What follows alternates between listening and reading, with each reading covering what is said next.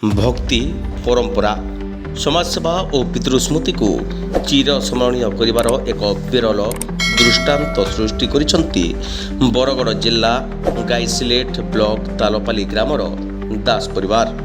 स्वर्गत मीनकेतन दास और माता सुभाषिनी दास बहु दिनर स्वप्न को साकार करने पाई तांको सुपुत्र अशोक दास शेषदेव दास और अजित दास निज खर्चरे एक सुंदर और आकर्षणीय नूतन रथ निर्माण करी तीन ठाकुरंक उद्देश्य समर्पण करिसंती। एही समर्पण कार्यक्रम तालपाली ग्रामर भक्तिमय परिवेश सृष्टि करिथिला। ग्रामर वरिष्ठ नागरिक युववर्ग महिला श्री संप्रदाय दल महिला कीर्तन दल और असंख्य भक्तों उपस्थिति रे रथ को भव्य शोभा यात्रा रे ग्राम परिक्रमा करा जायतिला। दास परिवार घर सम्मुखरे ग्रामवासी पुष्पमाल्य और उपढौकन प्रदान करी समस्त परिवार सदस्य को संबोधित करथिले। ग्रामर प्रत्येक घर सम्मुखरे दीप और कलश स्थापन करी रथ को स्वागत जणा जायतिला। हरिबोल भजन और कीर्तन रे समग्र ग्राम आध्यात्मिक परिवेश रे उत्सव मुखर होई उठितिला।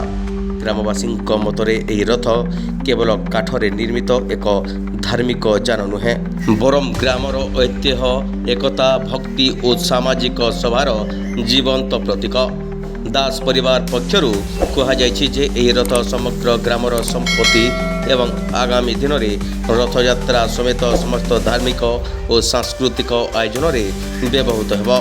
स्वर्गत मीनकेतन दास स्वप्न को संतान माने साकार करिथिबा एही महान पदक्षेप केवल एक परिवार दान शीतलतार परिचय नुहे बरम समाज पई भक्ति संस्कृति परंपरा और सामूहिक सेवार एक प्रेरणादायक वार्ता हो रही।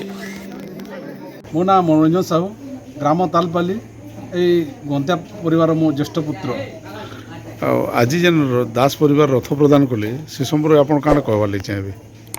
आज जो ये पवित्र दिन में दास परिवार स्वर्गत मीनकेतन दास तांको सुपुत्रगण ज्येष्ठ पुत्र अशोक कुमार दास मध्यम शेषदेव दास और कनिष्ठ अजित कुमार दास यही तांको सुपुत्र जो तन मन धन दे जो रथ निर्माण करी आम तालपाली गाँ को प्रदान करिसंती।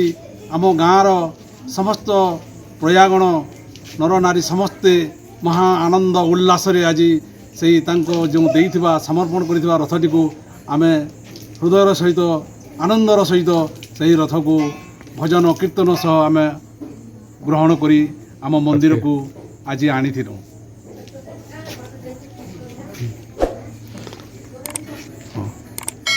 परिचय देवे। मोर ना हूँ शेषदेव दास घर हूँ तालपाली।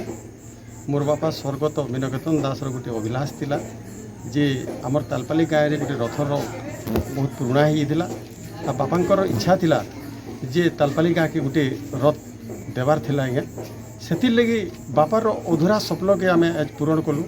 आउ गाँ माँ के आज आम भेटिदेलु गोटे बहुत रथटे आ गाँ माँ तरफ आमको बहुत सम्मानित कले जहाँकि आम चिरदिन पाई गाँ मान आम ऋणी रोचु।